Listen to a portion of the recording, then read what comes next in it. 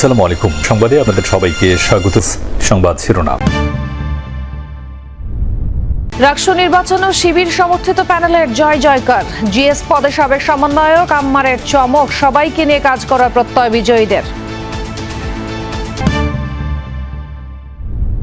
সংস্কার প্রশ্নে একমত হলেও বাস্তবায়ন পদ্ধতি নিয়ে কাটছে না দলগুলোর মতবিরোধ। পিআর ইস্যুতেও দূরত্ব সদিচ্ছাই প্রধান বলছেন বিশ্লেষকরা। গণভোটটা আগে হবে না ইলেকশনের দিন হবে, এই তো বিষয়। এখন তো সিদ্ধান্ত নেওয়াটা চলে গেছে সরকারের হাতে। যেগুলো নোট অফ ডিসেন্ট আছে এগুলোর ব্যাপারে একটা অনিশ্চয়তা থাকবে। পরিবর্তনের স্থায়িত্ব রাজনৈতিক বোঝাপড়া এবং রাজনৈতিক সরকারের উপর নির্ভর করে। 17 ঘন্টা পর চট্টগ্রাম ইপিজেডের 2 কারখানার আগুন নিভেছে। ধসে পড়েছে ভবনটির কিছু অংশ। আলাদা 2টি তদন্ত কমিটি গঠন। আদতে এটা রাসায়নিকভাবেই এটা পুড়েছে অনেকক্ষণ ধরে, যার কারণে এত সময় লেগেছে। এবং আপনারা ফ্লেমটা যদি একটু খেয়াল করেন তাহলে দেখতে পাবেন যে ফ্লেমটাও আপনার একটু নীলাভ। চট্টগ্রাম ইপিজেডে কারখানার আগুন 17 ঘন্টা পর নিয়ন্ত্রণে আসার পর স্পষ্ট হয়েছে ক্ষয়ক্ষতি। 8 তলা ভবনের প্রতিটি ফ্লোরে আগুনের লেলিহান শিখায় সব জ্বলে পড়ে ছাই। কারখানার ভেতরে ধ্বংসস্তূপের পরিণত হয়েছে।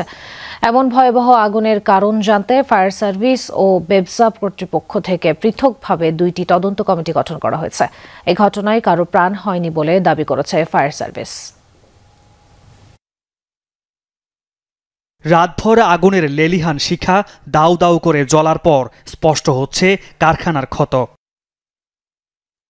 তীব্র আগুনে পুড়ে ছাই চট্টগ্রাম ইপিজেডের 5 নম্বর সড়কের 8 তলা ভবনের অ্যাডামস ক্যাপ ও জিনহং মেডিকেল কোম্পানি। এমন দুর্ঘটনা অতীতে দেখেনি স্থানীয়রা। ইপিজেডের যে আগুনটা লাগছে আর কি গতকালকে, আসলে এরকম আগুন আমার বয়স আমি দেখিনি। আমি চাকরি করি 20 বছর বিজির মধ্যে, এরকম আগুন আমি আর দেখি নাই। দাউ দাউ করে জ্বলছে ভিতরে। মনে হলো যে উপর থেকে বম্পিং হচ্ছে, এভাবে চাপ ফ্লোরগুলো নিচের দিকে পড়তেছে, একটার পর একটা পড়তেছে। তো আশেপাশে মানুষও অনেক ভয় পাইছে। আমরা তো মনে করছি আজকে দুপুর পর্যন্ত আগুন নিয়ন্ত্রণে আসা সম্ভব না। তো আল্লাহর রহমতে ফায়ার সার্ভিস ভাইরা অনেক চেষ্টা করেছেন। ফায়ার সার্ভিস বলছে অগ্নিকাণ্ডের সময় ভবনে 800 থেকে 1000 ডিগ্রি সেলসিয়াস তাপমাত্রা ছিল, যে কারণে ধসে পড়ে ভবনের একাংশ। বিশেষজ্ঞদের মত, সুউচ্চ ভবনে দ্রুত আগুন নেভাতে প্রয়োজন উন্নত মানের সরঞ্জাম।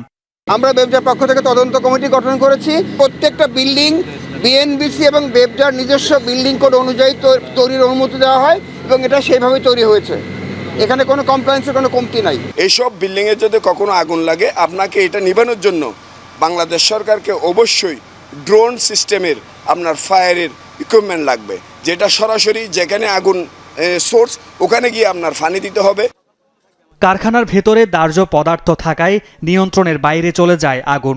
সবশেষ রোবট ব্যবহার করা হয়। 3 বাহিনী এবং ফায়ার সার্ভিসের 25টি ইউনিট নির্বিচ্ছিন্নভাবে 17 ঘন্টা কাজ করে আগুন নেভায়।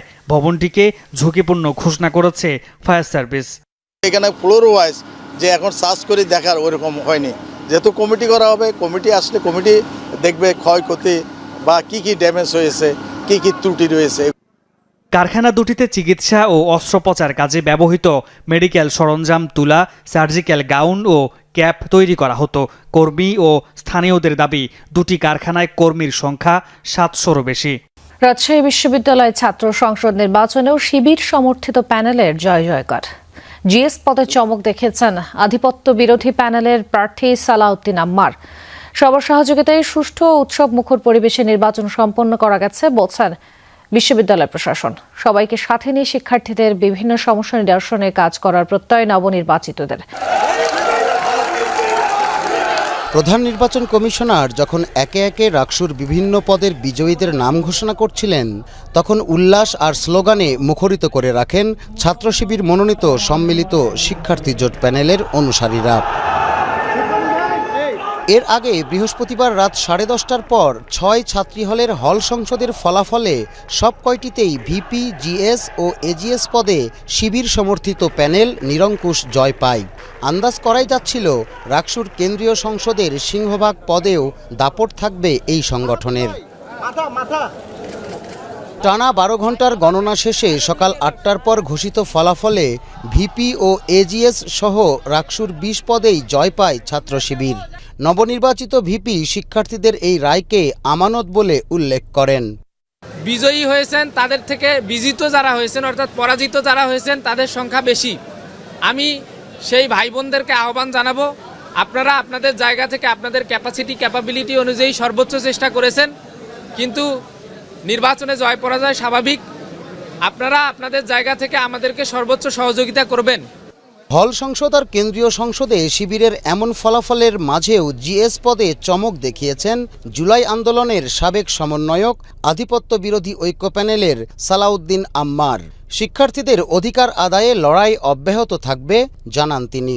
এই সম্মানটা নিয়ে যেন বের হইতে পারি। আমি জানি না কতটুকু কি করতে পারবো, তবে শিক্ষার্থীদের ম্যান্ডেটের বাইরে 1% কাজও করব না, এটা আমার ওয়াদা আর কি। বিশ্ববিদ্যালয়ের উপাচার্য বলেছেন, শান্তিপূর্ণ, সুশৃঙ্খল ও উৎসবমুখর নির্বাচন অনুষ্ঠানের মধ্য দিয়ে নতুন ইতিহাস রচিত হয়েছে। আপনাদের মুখ থেকে যখন আমরা শুনি যে নির্বাচনটা ভালো হয়েছে, শেষ পর্যন্ত নির্বাচনী পরিবেশ এবং ভোট গণনার সময়ও সব জায়গায় শান্তি শৃঙ্খলা ছিল, আমাদের ছাত্রছাত্রীদের ভিতরে একটা উৎসবমুখর পরিবেশ ছিল, তখন আমাদের শুনতে খুব ভালো লাগে আর কি। নির্বাচনে 6টি প্যানেলের মধ্যে ছাত্র শিবিরের প্যানেল জিতেছে 20 পদে, আধিপত্য বিরোধী ঐক্য প্যানেল জিএস পদে, ছাত্রদল প্যানেল ক্রীড়া সম্পাদক পদে এবং বিজ্ঞান বিষয়ক সম্পাদক পদে বিজয়ী হয়েছেন স্বতন্ত্র প্রার্থী। রাজধানীর মালিবাগে ফরচুন শপিং মলে স্বর্ণের দোকানে চুরির ঘটনায় প্রায় 200 ভরি স্বর্ণ, নগদ টাকা সহ 4 জনকে গ্রেফতার করেছে ডিবি। সকালে সংবাদ সম্মেলনে ডিবি প্রধান শফিকুল ইসলাম জানায়, পেশাদার চোর চক্রের একটি গ্রুপ 3 মাস রেকি করে চুরির ঘটনা ঘটায়। চুরির পর আসামিরা চট্টগ্রাম, ফরিদপুর, বরিশালে পালিয়ে যায়। অভিযান চালিয়ে গ্রুপের 4 জনকে গ্রেফতার করেছে ডিবি পুলিশ। ঘটনার আগের দিন তারা মার্কেটে রেকি করে চুরির কাজে ব্যবহৃত বোরখা, শাবল মার্কেটে রেখে আসে। পরে রাতে মার্কেটের 3য় তলার বাথরুমের গ্রিল কেটে ভেতরে ঢোকে চুরি করে তারা। তারা প্রায় 3 মাস ব্যাপী এটা রেকি করছে। রেকি করার পর ঘটনার আগের দিন তারা আসছে মার্কেটে এসে মার্কেটের বাথরুমের জানলাতে একটা খুব চিকন সুতা বেঁধে রেখে গেছে। বেঁধে রেখে এই সুতাটা ইউলুপ করে নিয়ে যেয়ে আমাদের ওই পিডব্লিউডি যে কোয়ার্টার আছে, কোয়ার্টারের ওখানে রেখে গেছে। যুক্তরাষ্ট্রের পর এবার ঘনিষ্ঠ মিত্র ব্রিটেনের কাছ থেকে বড় ধাক্কা খেল ভারত। বাণিজ্য সম্পর্ক বৃদ্ধির লক্ষ্যে ব্রিটিশ প্রধানমন্ত্রীর ভারত সফরের সপ্তাহখানেক পর নিষেধাজ্ঞার খড়গ পড়ল ভারতীয় একটি তেল কোম্পানির ওপর। নয়রা এনার্জি নামের তেল শোধনাগারটির প্রায় 50% মালিক রাশিয়া। এদিকে লন্ডনের একতরফা নিষেধাজ্ঞার সমালোচনা করেছে দিল্লি। ইউক্রেন যুদ্ধ বন্ধে চাপ বাড়াতে রাশিয়ার শীর্ষ 2টি তেল কোম্পানি সহ মস্কো ও বেইজিং এর বেশ কয়েকটি প্রতিষ্ঠানের ওপর নতুন নিষেধাজ্ঞা আরোপ করেছে লন্ডন।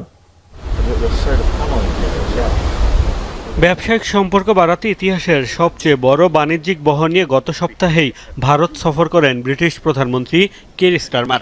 শুল্ক কমিয়ে 2 দেশের মধ্যে বাণিজ্য বাড়াতেও একমত হয়েছিলেন স্টারমার ও নরেন্দ্র মোদী। অথচ সপ্তাহ পেরোতেই দেখা গেল উল্টো চিত্র। ইউক্রেন যুদ্ধ থামাতে রাশিয়ার উপর চাপ বৃদ্ধিতে 90টি নতুন নিষেধাজ্ঞা আরোপ করেছে ব্রিটেন।